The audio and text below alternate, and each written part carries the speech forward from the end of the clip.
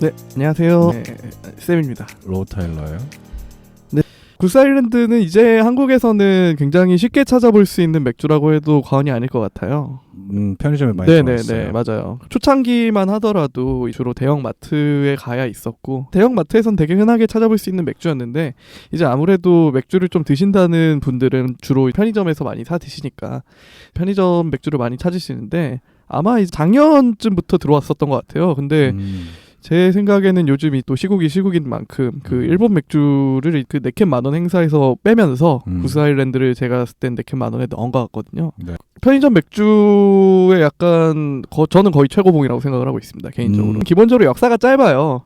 이게 1988년도에 설립이 되었고요. 네, 1988년도에 존 홀이라는 사람이 있습니다. 이 사람이 시카고에서 처음으로 설립을 이제 펍의 형태로 오픈을 했었고, 이제 펍에서 같이 이제 그 맥주를 양조를 하는 시설을 이제 같이, 그러니까 브루펍이라고 하죠. 이제 양조도 하면서 이제 장타도 하는 그런 펍을 시카고에 만들었다고 해요.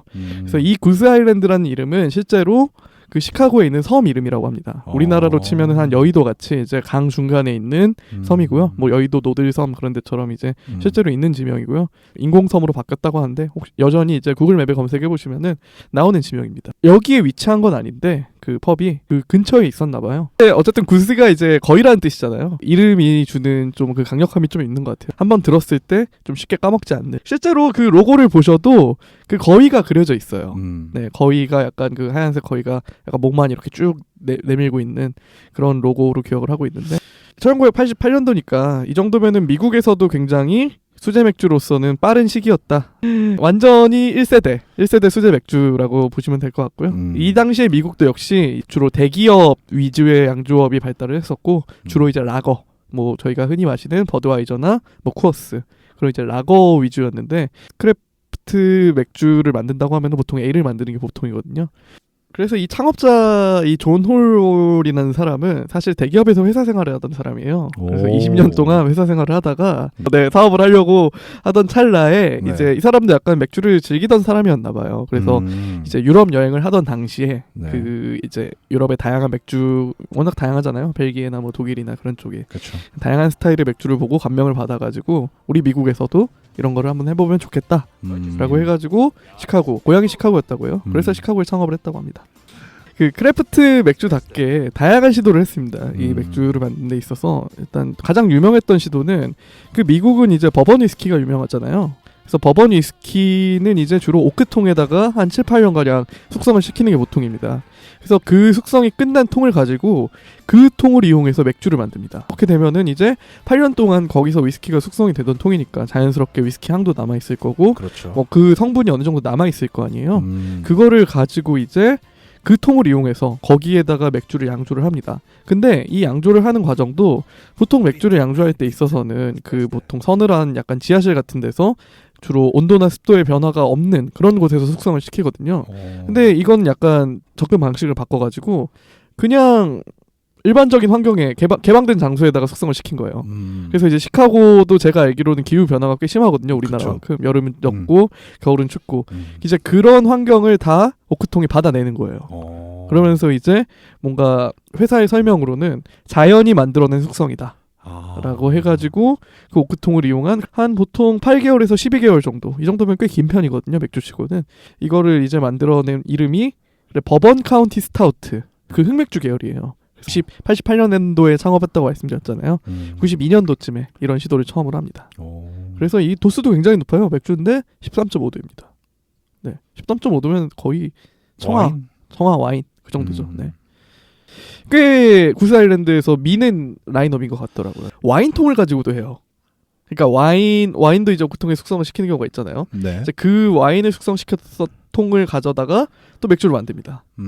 그렇게 되면은 자연스럽게 와인에 그런 약간 새콤달콤한 그런 포도의 향이 들어가겠죠.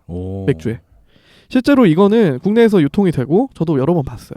어쨌든 이런 식의 독특한 시도를 했었고요. 95년까지 계속 성장을 하면서 양조장의 크기도 계속 늘려가고 99년도에는 시카고 지역 내에서 새로운 브루펍을 또 오픈할 정도로 계속 성장을 하고요. 2000년대에 들어와서는 시카고에는 이제 야구팀이 2개가 있습니다. 시카고 컵스가 있고 시카고 화이트삭스가 있는데, 맞아요. 시카고 화이트삭스 공식 맥주 선정이 되기도 합니다. 야, 그러니까 이제 야구장에서 이 구스 아일랜드를 팔 수가 있는 거죠. 12년 만에. 네네네. 1988년도에 창업을 했는데. 2000년도에. 그렇죠. 2000년도 초반이라고 하는 거 보니까 몇 년 동안 지금은 어떤지 모르겠지만 지금도 계속 아마 뭐 유지가 되고 있을지도 모르겠어요. 그거는 제가 거기까지는 확인이 안 되는데 결국에 이제 대망의 2011년에 들어와서는 네. 지금은 AB 인베브에서 인수를 해갑니다. 그 당시 인수 가격이 3,800만 불이라고 합니다. 근데 이 사람은 그 아까 말씀드린 존 홀이라는 창업주는 계속 근무를 하고 있는 것 같아요. 왜 그렇게 생각을 했냐면 2016년인가요, 7년인가요? 한번 그때쯤 한국을 방문한 적이 있어요, 이 사람이. 아마 제 생각에는 그 브루하우스 오픈하면서 방문을 했던 것 같은데, 그 어쨌든 홍보를 하러 방문을 했다는 거는 이 사람이 아직 그쪽 업계에 종사를 하고 있지 않나. 말씀드렸듯이 저희가 이제 곧 방문할 서울에도 이제 그 브루하우스가 있고요. 이제 전 세계적으로는 몬테레이 멕시코죠. 제가 알기로는 멕시코인데. 네, 몬테레이, 상하이, 상파울로, 그리고 토론토 이런 데 이제 브루하우스가 있습니다. 그러니까 서울도 사실 선택된 도시 중에 하나인 거예요. 어떻게 보면. 구스 아일랜드에서 가장 유명한 거는 사실 IPA입니다. 우리나라에서도 IPA가 가장 많이 유행을 하고 있고요. 그리고 이것들 편의점 네캔 10,000원 행사에 포함이 되는 맥주인데 312라는 맥주가 있습니다. 그래서 IPA 같은 경우에는 그 이제 미국 그 비어 페스티벌에서 6차례나 수상을 한 맥주고요. 약간 영국식 IPA라고 해서 그러니까 생각보다 IPA 치고는 맛이 약해요. 그러니까 확 때려박는 맛은 아니에요. 영국식 IPA는 그렇거든요. 미국식 IPA는 좀 더 향이 강하고 홈 맛이 강한 좀 그런 스타일이라면은 영국식은 IPA 치고는 좀 뭐 안 좋게 표현하면 밋밋하다 혹은 부드럽다라고 표현을 할 수 있는데 오히려 이렇기 때문에 다양한 음식과 잘 어울립니다. 맥주가. 그리고 방금 말씀드린 또 312이라는 맥주가 있는데 이 이름이 굉장히 좀 재밌습니다. 왜 이름이 312냐면은 시카고의 지역 번호가 312라고 합니다. 쉽게 얘기하면 우리나라로 치면은 02, 뭐 031 그렇게 만든 거죠, 이제.